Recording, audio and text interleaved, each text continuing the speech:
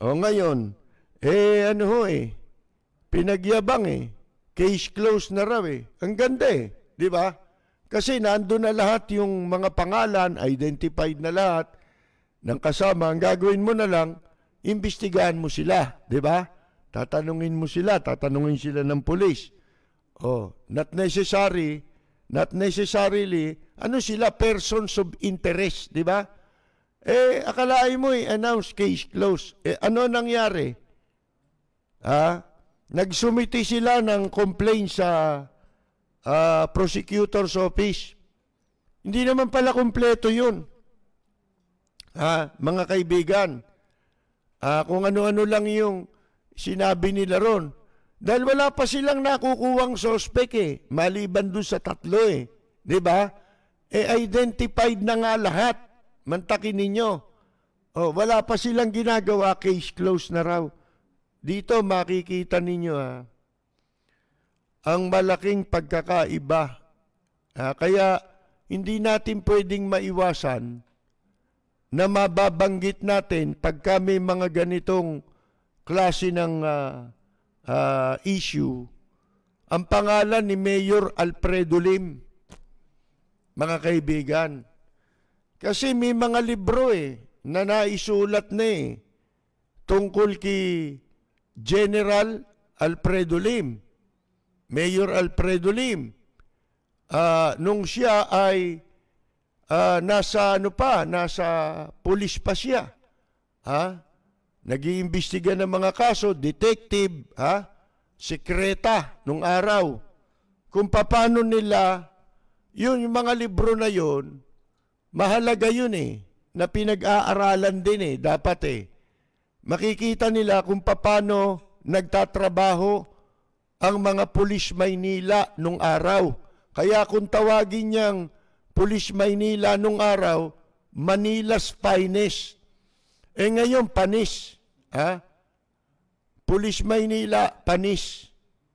Mga kaibigan, hindi na finest yung mga nandyan. At kahit na ang PNP ngayon, isipin ninyo, anong quality meron ang ating pambansang kapulisan, ang namumuno mismo. Isipin mo magyabang, case closed. Ni wala siyang hawak, wala whatsoever. Yun nga sinasabi natin nung araw o nung madalas, di ba? Nababanggit natin. Inuuna kasi, wala niya nung araw yung nag-a-announce. Kilala nyo pala ba't di nyo hawak yung suspect? Alin, kung mga pangkaraniwan tao yon, yung iba nga, wala namang ganyang krimen, nadadampot nyo Di ba? Ba't yan hindi nyo madampot? Di ba? Ang gagawin lamang naman sa kanila, iimbestigahan sila. Di ba? Dahil mga persons of interest sila yung mga taong nakasama Ito, alisin na natin yung mga personal dyan. Unang-una, yung babae, ano man ang diferensya nila dyan, wala na ho tayong pakialam dyan. Buhay nila yan Ang pinakikialaman natin dito, dapat yung krimen na nangyari. Ang i-establish dito, ano ba talaga ang naging sanhi ng pagkamatay ng babae? Kesa siya nanghahalik doon, problema na nila yun. Di ba? Baka nainggit lang kayo. Kaya nagagalit yung nanay Ba't di magagalit yung nanay?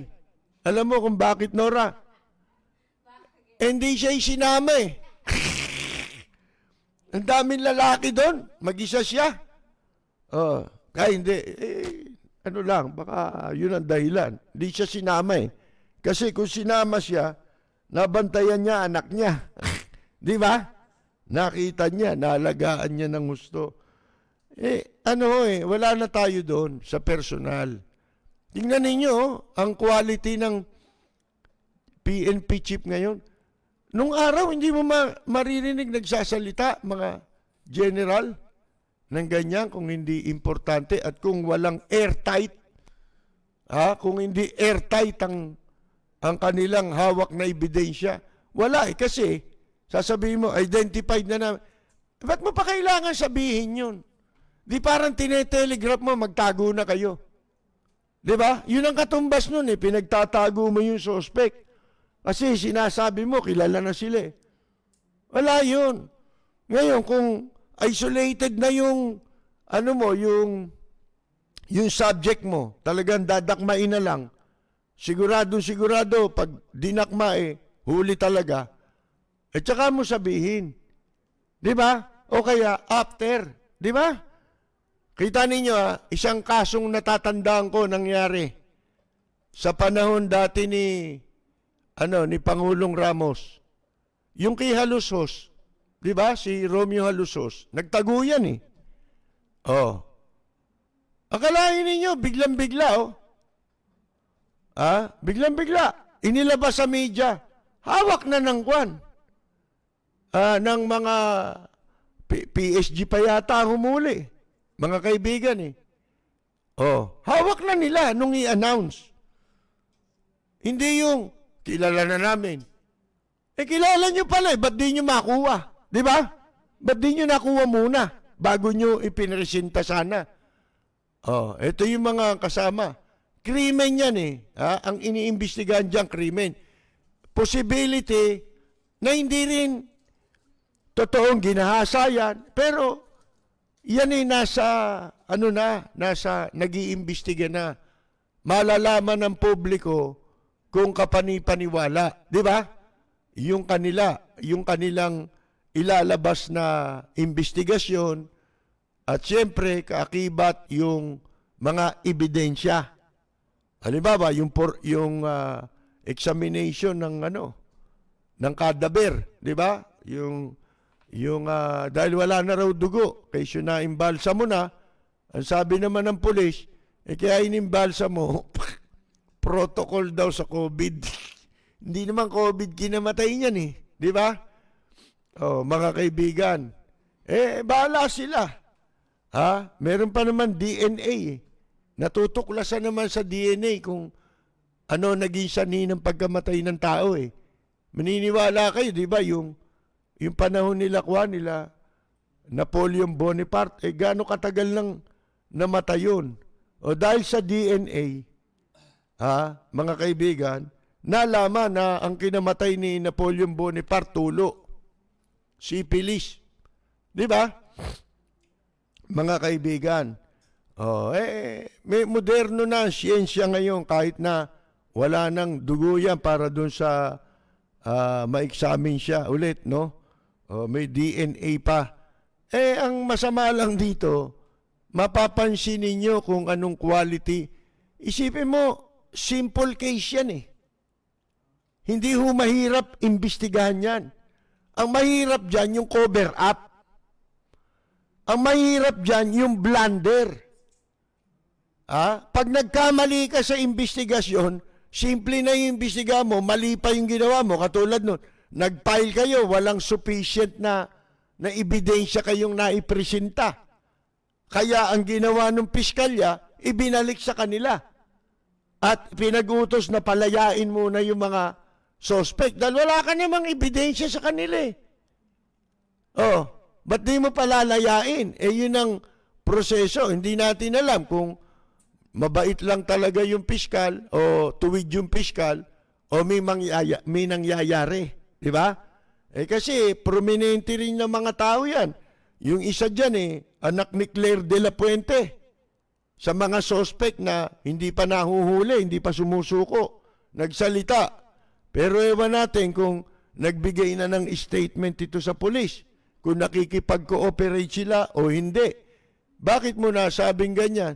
Si Claire de la Puente, celebrity yan eh. At saka yan, mayaman yan. Yumaman ang gusto yan nung panahon ni Gloria Macapagal Arroyo, lakas niyang kay Gloria. Di ba? Walang bus yan, pero presidente ng ng mga bus association. Di ba? Yung Imbowa. Walang sariling bus yan, pero may prangkisa. Mga kaibigan, nung puntahan yung mga bus walang bus, garahe lang. prangkisa meron. Ay, isipin ninyo. Magkano prangkisa ng bus? Di ba? Oh. Sinasabi lang natin na mga prominenteng tao yan. Ngayon, sinasabi nga, may kesyo may nagbulong daw na yung isa ang may nilagay na droga dun sa iniinom ng babae. Alamin ninyo kung ano yung background ng taong yun na tinuturo. Ito yung kinukwento ko sa inyo nung ako na-curfew. Ano ba message doon sa kwento kung ako na-curfew? Ibig ko sabihin, pag ikaw, wala kang koneksyon, wala kang impluensya, hindi mo ginamit, kung may impluensya ka man, hindi mo ginamit yun, ikaw ang maiipit sa lahat Ikaw ang ididiin. Kung sino yung walang pera, yun ay ididiin. Kaya sabi nga natin, ito ang pinaka-lesson dyan para sa mga magulang at saka sa mga ganyan na rin, yung mga mahilig sa ganyan, sa gimmick. Mag-ingat kayo, di ba? Kasi hindi mo masasabi ang pagkakataon. Kung merong ganyang mangyari, malalagay ka sa isang malaking bangungot sa buhay mo. Di ba? At ang mahirap niyan, ang mga nakasama mo dyan, mai-impluensyan tao, ikaw wala. Ikaw ang maiipit kahit wala kang kasalanan. Di ba? Kahit wag ka na maipit maiskandalo kayo. Sipin mo, nananahimik ang pamilya mo. Biglang-bigla darating ang isang bangungot sa buhay nila. Di ba? Hindi sila makakatulog na pwedeng maging dahilan para ikamatay. Pati ng magulang nila. Di ba? Iwanan na natin yan. Nakakatawa lang kaya nga paiimbestigahan na raw ito sa NBI. Dapat lang. Kasi wala na pumalpak na yung pulis Di ba? Mawawala na ng credibility yung kung ano man ang kaso dyan, kung may kaso dyan Di ba? Mabuti sana kung walang kaso yan. Mauwi yan, sa perahan na lang yan. Di ba?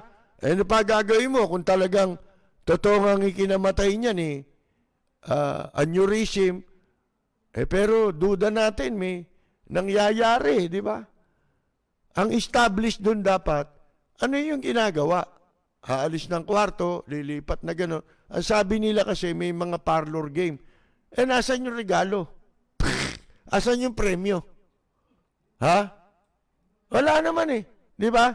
Kwento lang yun nung 4 na jokla Bakla raw, hindi natin alam kung bakla. Ang dami kong kilalang bakla, may anak Paano nagkaanak yun?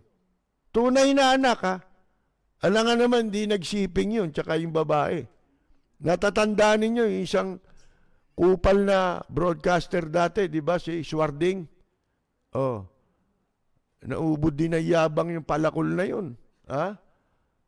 Mga kaibigan, napunta sa malaking himpi. Patay na yun Di ba, namatay na. May mga anak yun. Mga kaibigan, dati doon nakatira yun, malapit sa istasyon na. Pinagbo-broadcast namin nung araw dyan sa Roosevelt. Doon nakatira dati may parlor pa yan May anak yun at maraming bakla may anak. Diba? Meron din yung iba naman kasi nag-aampon lang. Pero yung sinasabi ko sa inyo, meron talaga may anak sila. May asawa Diba? Pero bading.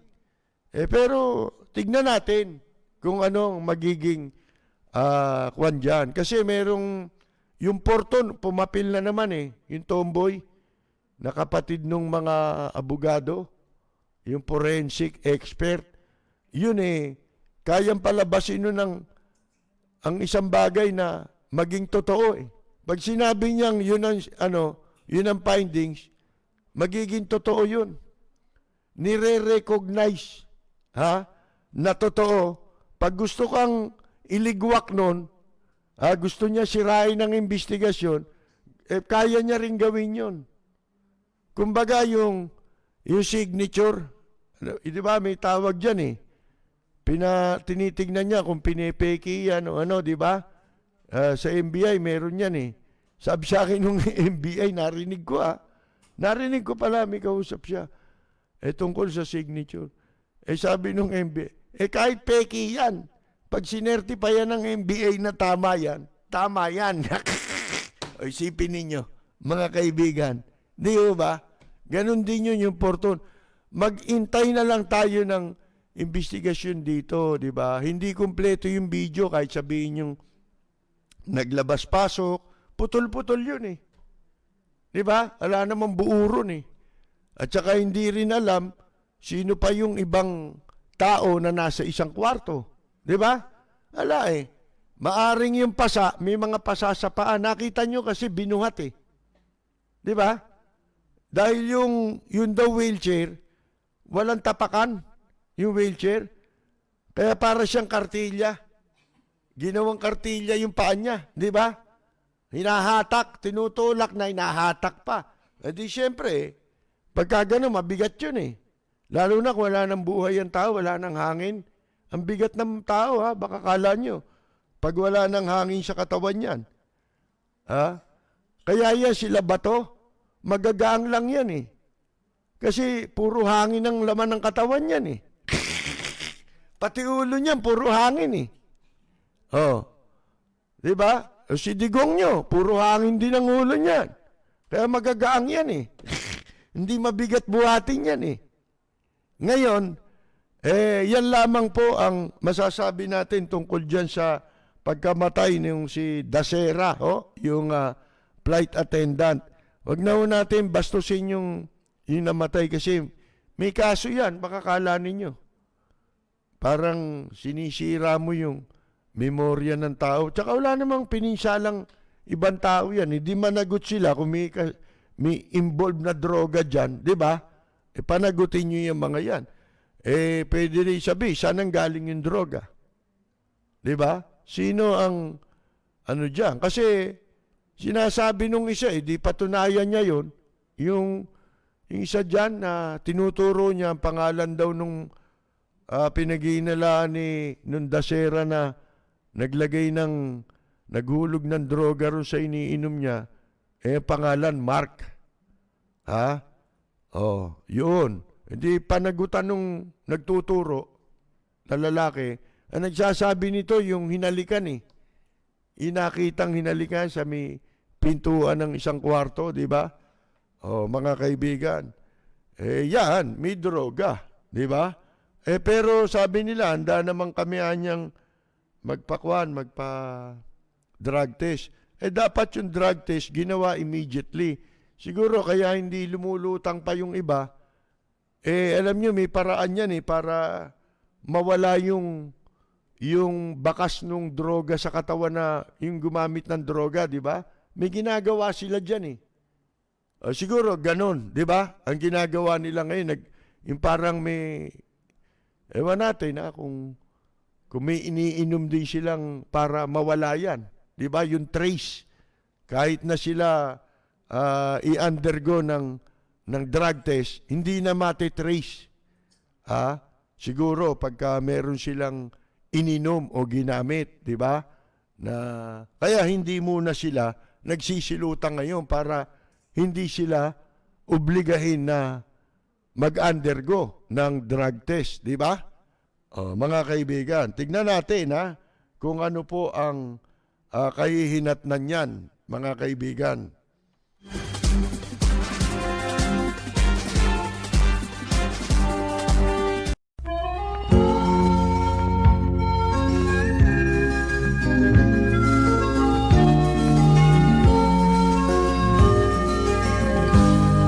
Sa bayan ko ay isa ang lahi, dito'y wala ang pagkukunwari.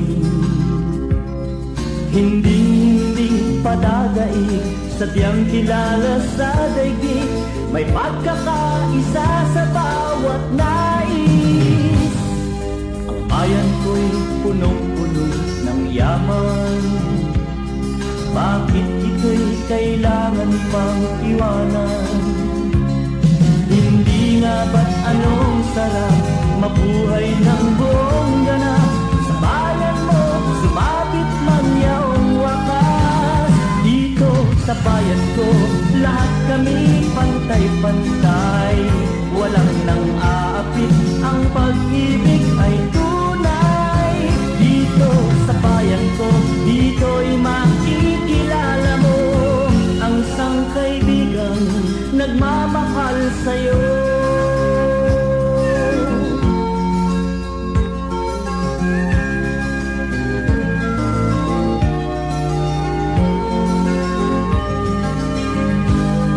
Ang bayan ko'y punong-puno ng yaman. Bakit ito'y kailangan pang iwanan? Hindi nga ba't anong sarap mabuhay ng buong ganap? Sa bayan mo, sumapit man yaong wakas. Dito sa bayan ko, lahat kami pantay-pantay. Walang nang aapit, ang pag-ibig ay tunay. Dito sa bayan ko, dito'y makikilala mo ang mga kaibigang nagmamahal sa'yo. Dito sa bayan ko, lahat kami pantay-pantay. Walang nang aapit, ang pag-ibig ay tunay.